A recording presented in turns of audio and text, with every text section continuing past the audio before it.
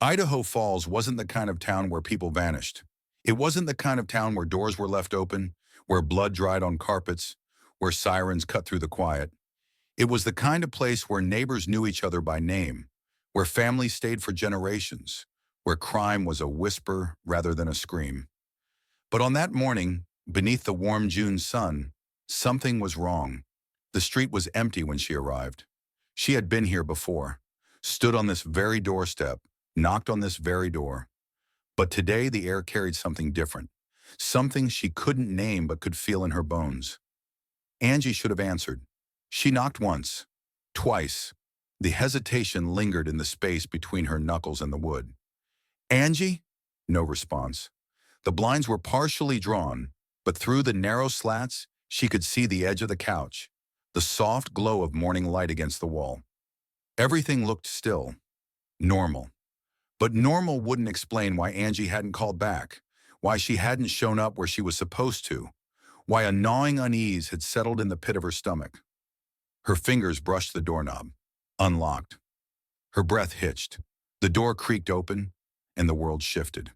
The first thing that hit her was the smell, coppery, thick, clinging to the air like humidity before a storm. The apartment was still, unnaturally so. Not the kind of stillness that came with an empty house, but the kind that suggested something had happened here. A glass on the counter, half full, a chair slightly pulled back from the table, a hair tie on the floor, as if it had been yanked from someone's wrist. Angie? No answer. A breath. A step forward. The hallway stretched ahead, the bedroom door slightly ajar. And then she saw it. Her mind tried to reject it, to make sense of it, to frame it in a way that wasn't real.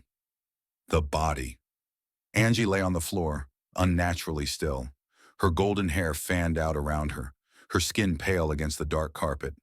The contrast was too sharp, too unnatural, like a color photograph drained of all warmth. Blood. A smear on the floor, a pool beneath her, a streak across the sheets. Something inside her chest tightened, squeezed, refused to let go. She stumbled backward, slamming against the wall.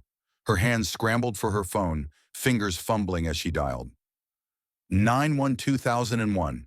A ringing tone, a click, a voice, steady, detached, unaware of the horror unfolding. 911. What's your emergency? She tried to speak, but her mouth felt disconnected from her thoughts. Words came out jagged, broken. There's blood. My friend, she's not breathing. Ma'am, I need you to stay calm. What's your location? She barely remembered the address, barely forced the words out between gasps of air. Can you check if she's breathing? Her body refused. It screamed at her to run, to get out, to leave this room and never look back. But she didn't. She stepped forward, her pulse hammering in her ears. Angie's eyes were open, vacant, unseeing. She was gone. The first patrol car arrived within minutes, its sirens a sharp contrast to the eerie stillness of the street.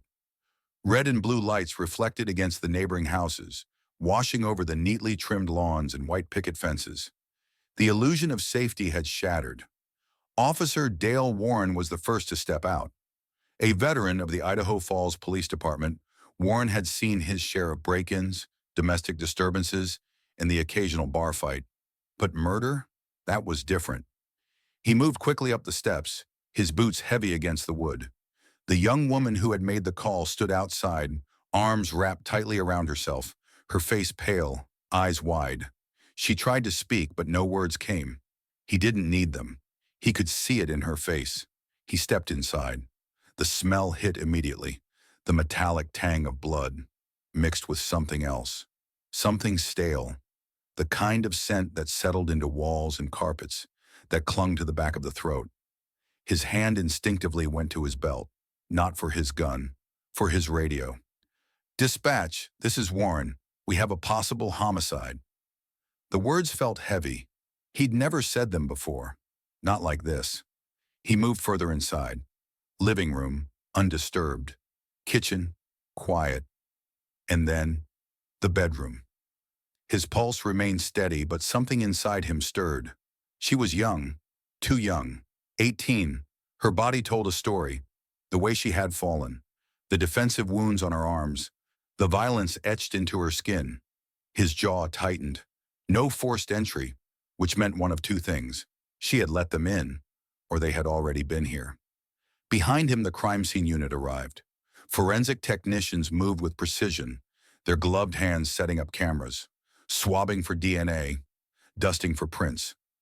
Every detail mattered. He took another step inside, studied the streaks of blood, the angle of the wounds. This wasn't random. It was personal. And somewhere out there, the person who had done this was watching, waiting, knowing that for 23 years their secret would remain buried in the past, but that past was about to catch up to them. The crime scene inside Angie Dodge's apartment was a silent battlefield, frozen in time. Officers moved carefully, each step measured, each movement precise. Flashbulbs from forensic cameras snapped at intervals, momentarily flooding the dimly lit room with stark, artificial light. The room itself was small but well kept. Aside from the brutality that had unfolded within its walls, the contrast was unsettling. Detective Steve Finn stood near the doorway, arms crossed, surveying the scene. His mind worked in patterns and sequences. Crime scenes were puzzles, and somewhere within this controlled chaos lay the truth. The smell of blood had settled thick in the air, mingling with the softer, familiar sense of a home recently lived in.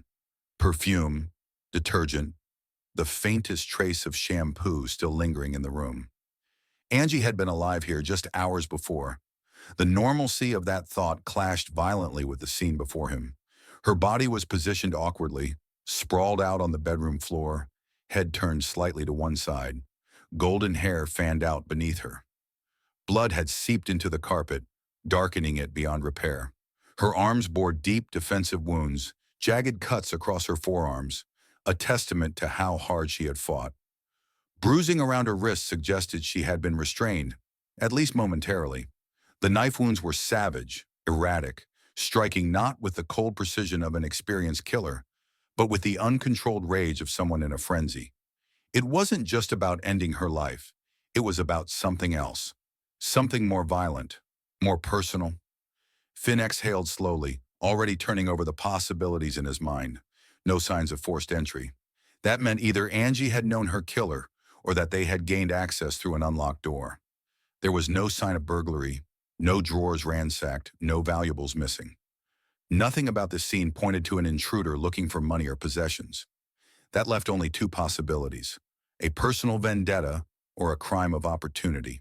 Forensic technicians moved with quiet efficiency, dusting for fingerprints, collecting fibers, and carefully scraping beneath Angie's fingernails. Whatever had happened here had been brutal, but the killer had left something behind. They always did. A drop of sweat, a stray hair, a smudge of skin cells, something that would tell them who had been here last. In the kitchen, a small breakfast bowl sat on the counter, a spoon resting inside, its contents long since congealed. A glass of water was beside it, half finished. Angie had been alive when she placed it there, sitting at this very counter, likely unaware of the danger creeping toward her. Had she sensed something? Had she known the person who had entered her home that night? The officer stationed near the door cleared his throat before calling out, "Detective, the coroner's here." Finn nodded once, stepping aside as two medical examiners entered the room. They worked quickly, assessing the body before preparing to transport it.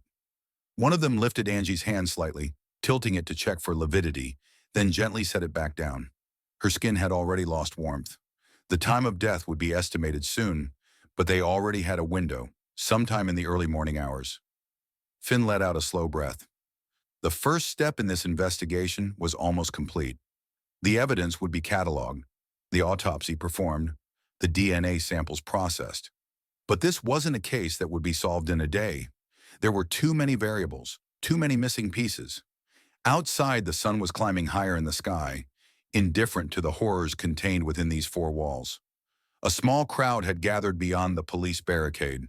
Neighbors, reporters, onlookers who had heard whispers of something awful happening in their quiet town. Idaho Falls was a place where people felt safe, where they trusted their neighbors. That trust was already starting to crack.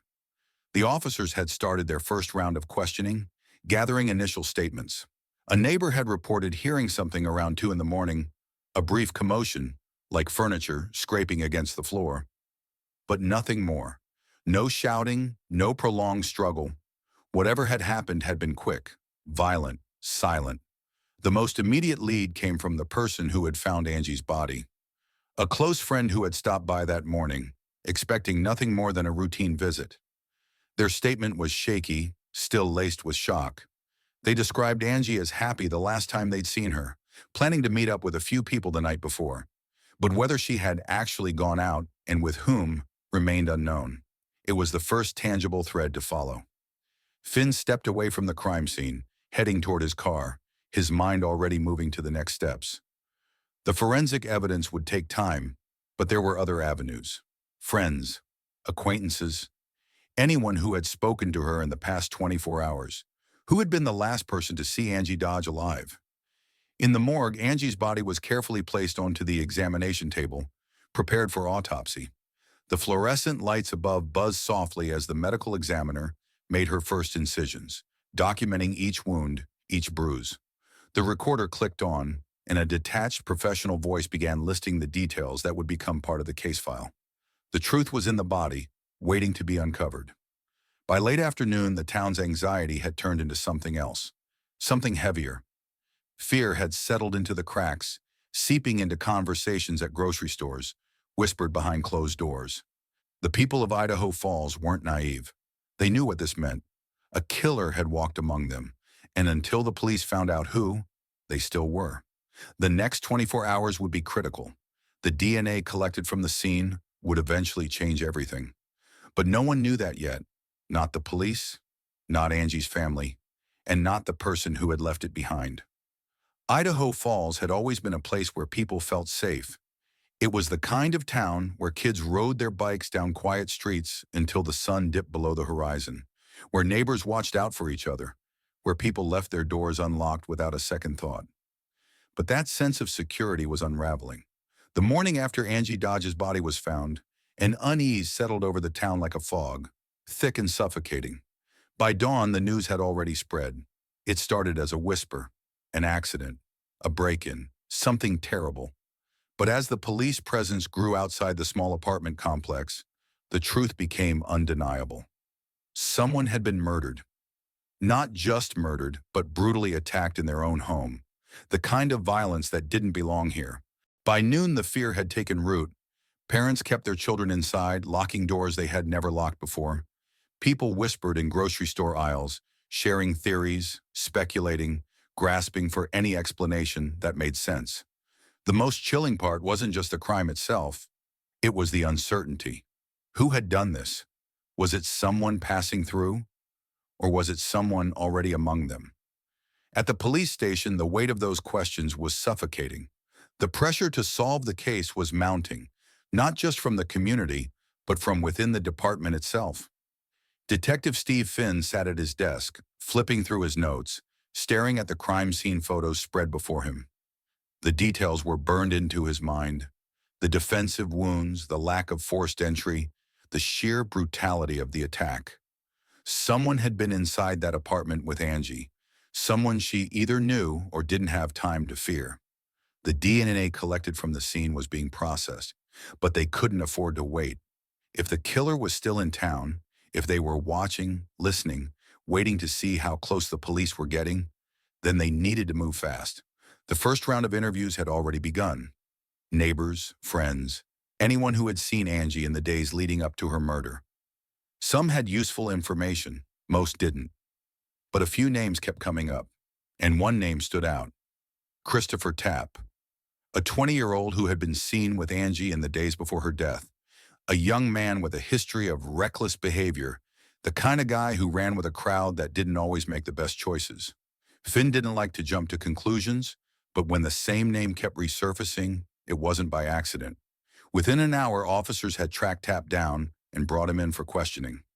The interrogation room was a sterile, windowless box, its walls painted a dull, lifeless gray.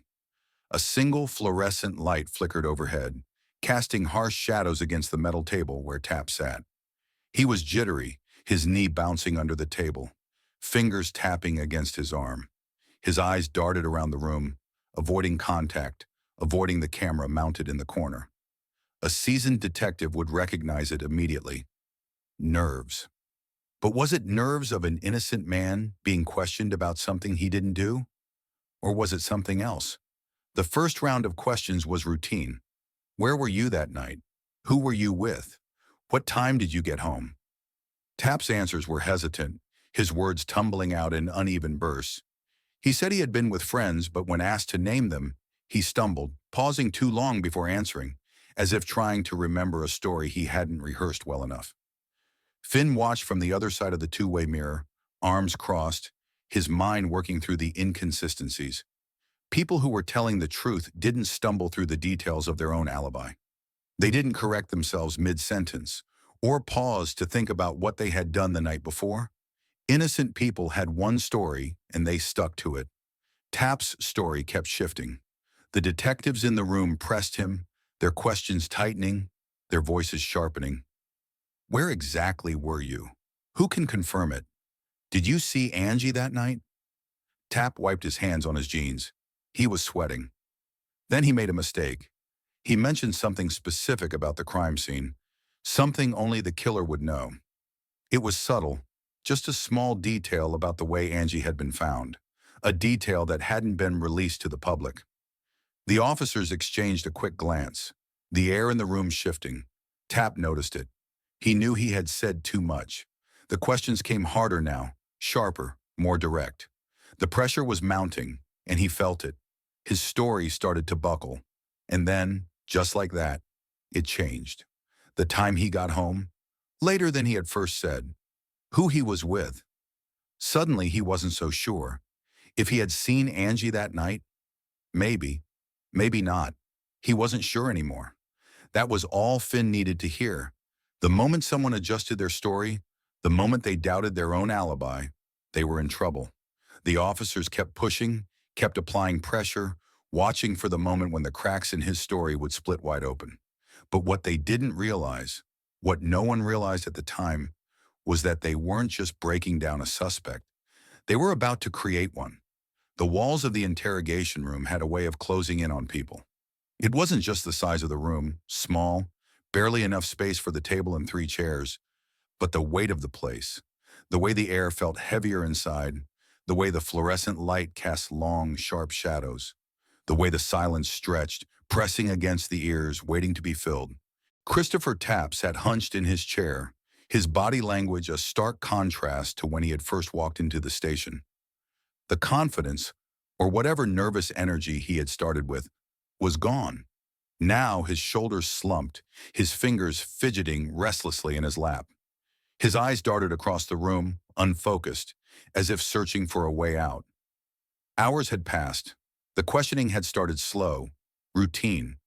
Where had he been the night of the murder? Who had he been with? When was the last time he had seen Angie Dodge alive? At first, his answers had been quick, almost too quick. But as the questions became more precise, his words slowed, his certainty wavered. Detective Finn leaned against the two-way mirror in the adjacent observation room, arms crossed as he watched the scene unfold. He had been in law enforcement long enough to know that interrogations weren't just about getting the truth. They were about control. The right words, the right amount of pressure, the right pauses. They all played a part in cracking a suspect. But was Tapp a suspect? Or was he just a kid caught in something bigger than himself? It was too early to tell. Inside the room, the lead interrogator sat across from Tapp, his voice even, almost casual. You mentioned earlier that you went home that night after hanging out with some friends, but now you're saying you stayed out longer? That's a big change, Chris. Tapp rubbed his hands together, his skin pale beneath the harsh lights. I don't know, man. I was drinking. I don't remember every detail. The detective didn't react, didn't let the silence become comfortable. Instead, he let it stretch just long enough. That's convenient, he finally said. You don't remember, but you do remember that Angie was there. Tapp's breath hitched. No, he shook his head. I never said that. You did. Just a few minutes ago. No, I didn't. His voice cracked slightly. He licked his lips, his nerves unraveling. I... The detective leaned forward, just enough to close the space between them. Chris, the thing is, we already know you were there. We have evidence. DNA, fingerprints, witnesses. It was a lie. But Tapp didn't know that. He blinked rapidly, confusion flashing across his face. You have what? DNA, Chris. The detective's voice was steady, unshakable. And it matches someone in your group. So the best thing you can do for yourself right now is tell us exactly what happened. Finn exhaled slowly in the observation room. He had seen this strategy before. Use confidence to create doubt. Make the suspect believe that resisting is useless. Let their own mind do the rest of the work. Tapp's breathing had changed. It was shallow now, uneven. His hands were shaking slightly as he ran them over his face. I don't know what you want me to say. You already know what to say. The silence stretched. Tapp swallowed hard. And then, I was there. Finn straightened immediately. It was barely a whisper, barely a confession at all, but it was enough. The detective nodded, his expression neutral, giving nothing away. Go on. I didn't. I didn't do anything. His voice cracked again. I swear, but I was there. The words came out shaky, uncertain, and yet they changed everything. Tapp had just placed himself at the crime scene. The recording continued, the hours bleeding into each other. The confession was not immediate, not clean, not straightforward. It came in pieces, fragments that were nudged, shaped, manipulated by the detectives in the room. At first, Tapp denied everything. Then he admitted to being nearby. Then he remembered seeing Angie that night. Then he saw her go inside. Each time the detectives repeated his words back to him, they sounded more certain, more convincing. Eventually, Tapp wasn't just there anymore. He had been inside the apartment. Then he had watched. Then he had seen the murder happen. And then he was involved. It was slow, methodical, a psychological breakdown that didn't require force, just exhaustion and suggestion. Outside the room, Finn felt something tighten in his chest. This was going too fast, too easy. A murder like this, a brutal stabbing, a sexual assault. It wasn't something that happened on accident. And yet Tapp's story kept changing, kept morphing into what the detectives wanted to hear. And that was dangerous. Finn knew the reality of false confessions.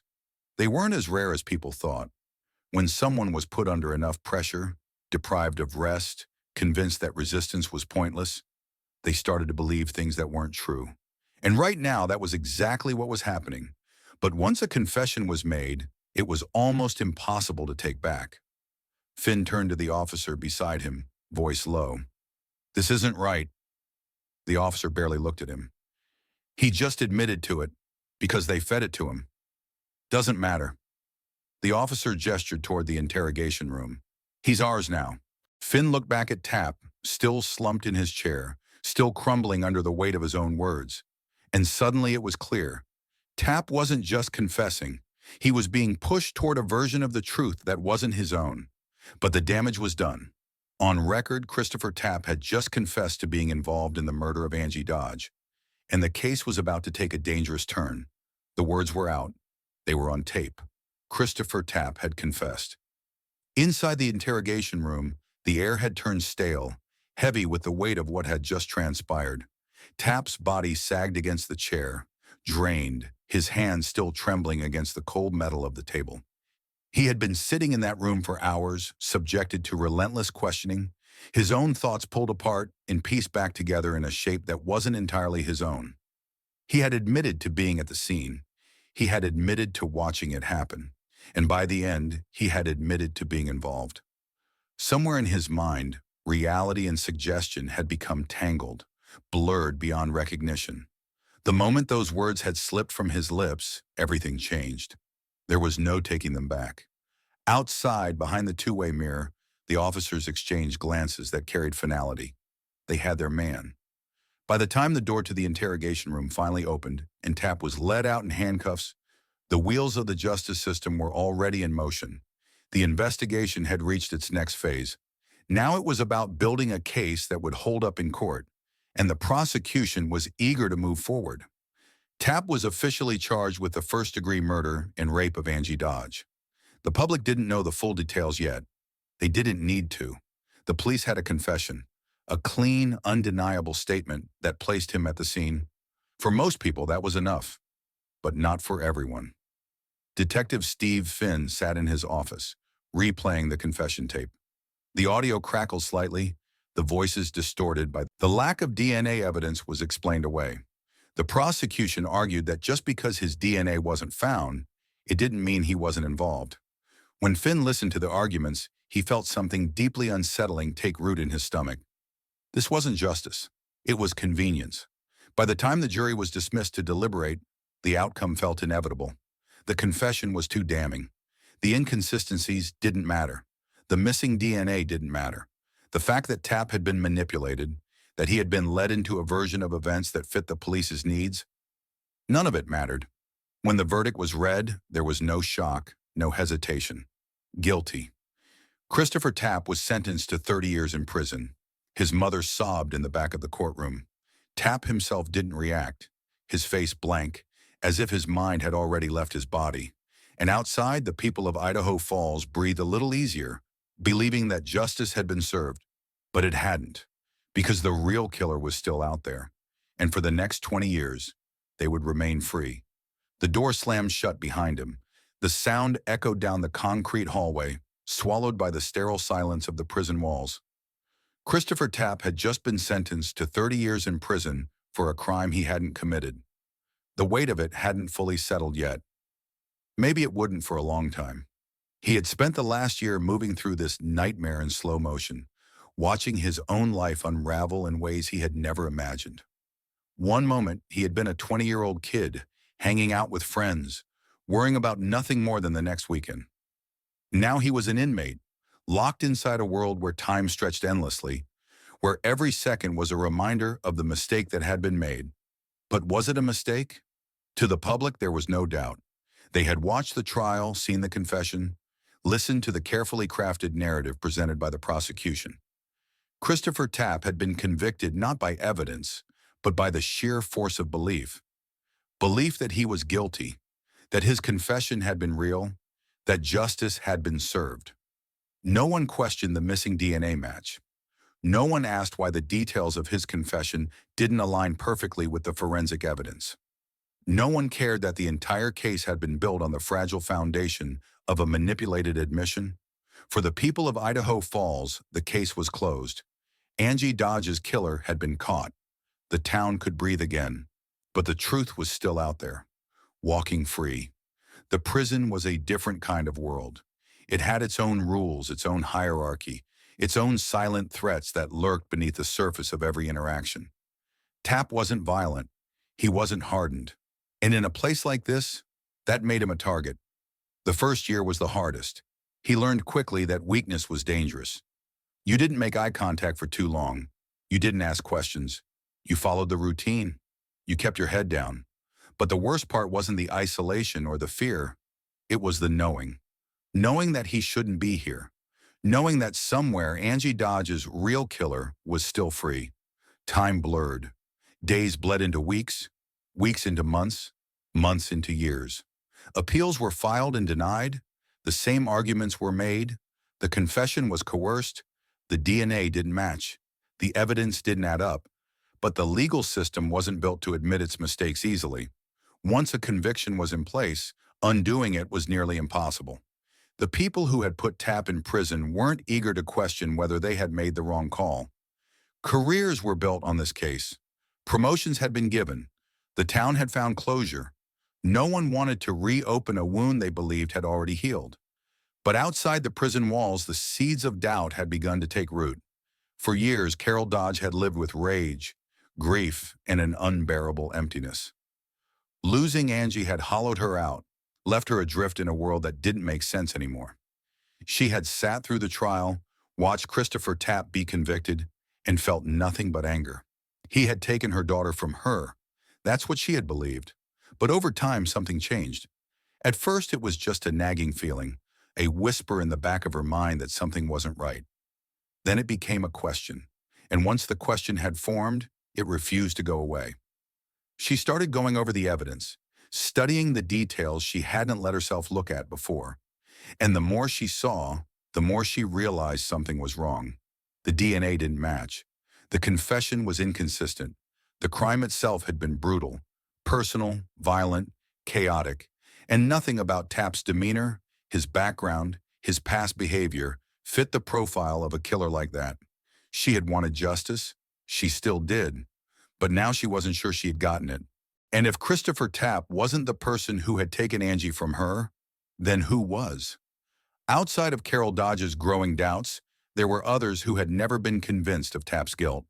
The Innocence Project, a legal organization dedicated to overturning wrongful convictions, had started reviewing his case. They had seen cases like this before. Confessions could be coerced. Evidence could be ignored. Police could become so focused on closing a case that they stopped looking for the real answers. The problem was, the justice system wasn't built for undoing convictions. The burden of proof wasn't on the state anymore. It was on them.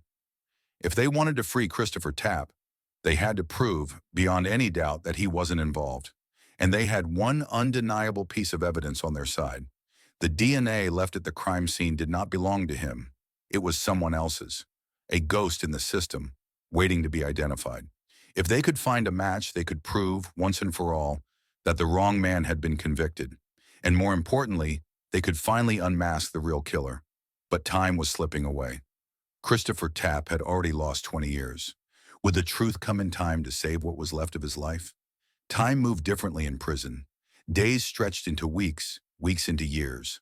For Christopher Tapp, the weight of each passing day was a silent reminder of what had been taken from him.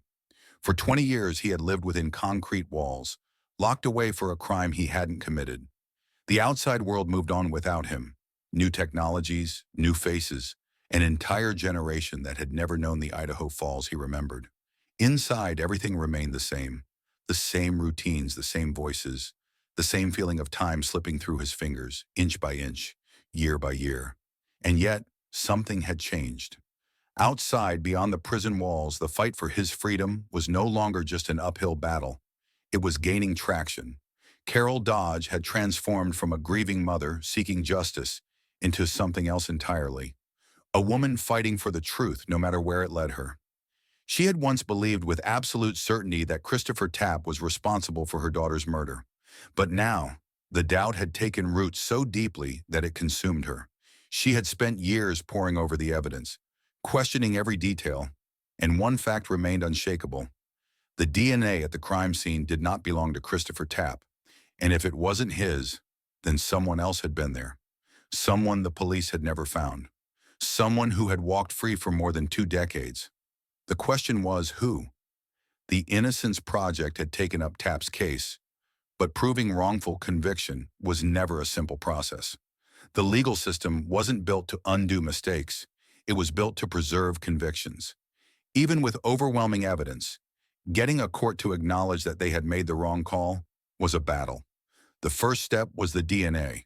Back in 1996, DNA testing had been limited, slow, and lacked the precision of modern forensic science. The technology had improved drastically since then. Now there were new tools, genealogy databases, advanced familial matching, ways to trace DNA not just to an individual, but to an entire family tree. And so, in 2017, the Idaho Falls Police Department finally did what should have been done years earlier. They reprocessed the DNA sample through cutting-edge genealogy technology, hoping that this time they would get a hit. The results came back quickly, and they changed everything. The DNA did not belong to Christopher Tapp. That much was already known. But now the system produced a familial match, meaning that somewhere out there, someone related to the true perpetrator was already in the database. It was a lead, the first real one in decades. Detectives followed the thread, working with genealogists to map out the connections, the relatives, the possible candidates. It was painstaking work, moving through records, tracing back generations. And then, a name emerged, Brian Lee Drips, a man who, back in 1996, had lived just across the street from Angie Dodge's apartment. A man who had never been questioned, never been a suspect. A man whose name had never even come up in the investigation. Yet here he was. The DNA was a match. The police now knew the truth. The real killer had been hiding in plain sight for over 20 years. Finding Drips wasn't difficult. He was living in Caldwell, Idaho, a few hours away from where the crime had taken place. He was older now, worn down by life, but he was still free. Undercover officers began tracking his movements, watching, waiting for the moment they could collect a fresh DNA sample, something that would confirm beyond a doubt that he had been at the crime scene. They didn't have to wait long. One day, after trailing him for hours, they watched as he casually took a cigarette from his pocket, placed it between his lips, and lit it. Minutes later, he flicked the butt onto the ground. That was all they needed. The officers swooped in, retrieving the discarded cigarette and rushing it to the lab. The results came back quickly, an exact match to the DNA found at the scene of Angie Dodge's murder. This was it. After more than 20 years, the police had the real killer. And Christopher Tapp had just spent 2 decades in prison for a crime he had no part in. But a DNA match wasn't enough. The police needed a confession. Drips was arrested quietly, taken into custody without incident. He was older, slower, visibly carrying the weight of his years. But when the detectives sat across from him in the interrogation room, they saw something else in his eyes. He already knew why he was there. At first, he denied everything. It was standard.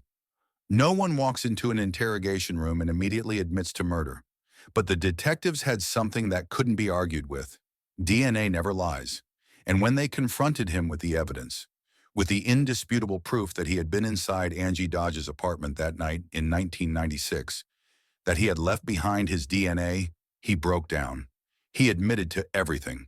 He had been drunk, high, out of control. He hadn't even planned it. He had simply seen an opportunity and taken it. He had assaulted her, stabbed her, left her to die alone in her apartment. And then, for 2 decades, he had lived his life without consequence. No one had ever suspected him. He had watched from a distance as the wrong man was arrested, convicted, sentenced to prison. And he had said nothing. Now he couldn't hide anymore. It was over. By the time the news broke, the damage had already been done. Christopher Tapp had spent 20 years behind bars for a crime he did not commit. An entire generation had grown up believing that he was guilty. His life had been taken from him, not by the real killer, but by a justice system that had failed at every level. Carol Dodge, who had once fought so hard to see him convicted, was now fighting just as hard to see him freed. She had gone from believing he was a monster to realizing he had been just another victim. The courts moved slowly, but the truth was undeniable. In 2019, Christopher Tapp was fully exonerated. The state had no choice but to clear his name. For the first time in over 2 decades, he walked out of prison a free man. But freedom wasn't the same as justice.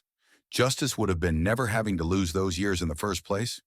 Justice would have been the police finding Brian Drips before the damage had been done. Justice would have been a system that valued truth over confessions, facts over convenience. But justice had come too late. And no one, not the police, not the courts, not the prosecutors who had pushed so hard for his conviction, could ever give those years back. The world had moved on without him. Christopher Tapp stood at the prison gates, staring at the open road ahead, at the sky that stretched endlessly above him, at the people waiting on the other side, the cameras, the reporters, the strangers who suddenly cared about his story. For the first time in over 20 years, there were no guards watching his every move, no locked doors keeping him inside, no voices telling him what he could or couldn't do. He was free, but freedom wasn't the same as justice. He had spent half his life inside a prison cell, stripped of everything, his youth, his dignity, his future. He had watched birthdays pass, family members grow old, friendships disappear, and now he was expected to walk out and just live. The thought was suffocating. The Innocence Project had arranged for his release, had fought tooth and nail to clear his name. His family was there, waiting for him, faces wet with tears. But Tapp felt disconnected from it all. The emotions should have been overwhelming. Relief, joy, even anger. But all he felt was exhaustion. The cameras flashed. Someone shoved a microphone toward him. "Chris, how does it feel to be free after all these years?" He blinked at them, at the faces filled with curiosity rather than compassion. He didn't have an answer. How was he supposed to summarize 20 years of injustice into a soundbite? So he just walked past them. Adjusting to the outside world wasn't easy. Everything had changed. Technology, people, the way the world moved. In 1996, when he had been arrested, there were no smartphones, no social media, no endless stream of digital noise. Now everything was faster, sharper, louder. He had missed entire cultural revolutions, had no idea how to navigate a world that had evolved without him. And then there were the stares. Not everyone believed in his innocence. The conviction had been overturned, but the stain remained. He could feel it in the way people looked at him, some with pity, others with suspicion. For over 2 decades, he had been the monster people whispered about. Some still saw him that way. He had lost more than just time. He had lost his identity. Who was Christopher Tapp if he wasn't the convicted murderer? And how did he start over when the world still saw him as something he wasn't? Carol Dodge had been there when he walked free. For years, she had hated him. She had sat in that courtroom, watched him get convicted, and believed she had seen justice. She had spent years thinking he was the reason her daughter was gone. And now she was one of the only people fighting to clear his name. She had been the loudest voice pushing for DNA testing, the one demanding that the real killer be found. And when Brian Dripps had finally been arrested, she had looked into Christopher Tapp's eyes and seen the truth she had refused to see for years. He had suffered, and some of that suffering had been because of her belief that he was guilty. She had been wrong. She had spent years demanding justice for Angie. Now she was demanding justice for Chris. But justice wasn't just about setting him free. It was about holding the system accountable for what it had done. The legal system did not like admitting mistakes. The police department, the prosecutors, the detectives who had built the case against Tapp, they weren't rushing to apologize. There was no immediate acknowledgement that they had ruined a man's life. No one stepping forward to take responsibility. That was how the system worked. Once a conviction was made, it was easier to defend it than to admit it was wrong. The police still insisted that Tapp had been involved somehow. Maybe he hadn't been the one who killed Angie, but maybe he had known something. Maybe he had been there. They refused to accept the simple, painful truth. They had forced a confession out of an innocent man.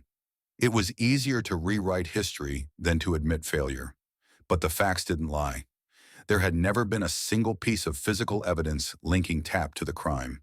The DNA at the scene belonged to Brian Dripps, not him. His confession had been coerced, fed to him over hours of psychological manipulation. None of it should have held up in court. And yet it had. The legal fight wasn't over. Tapp was free, but he wasn't exonerated yet. His record still held the conviction. His name still legally attached to a crime he hadn't committed. And that meant he was still trapped. Until the system officially cleared him, until his name was wiped clean, he would never truly be free. Brian Dripps was facing trial.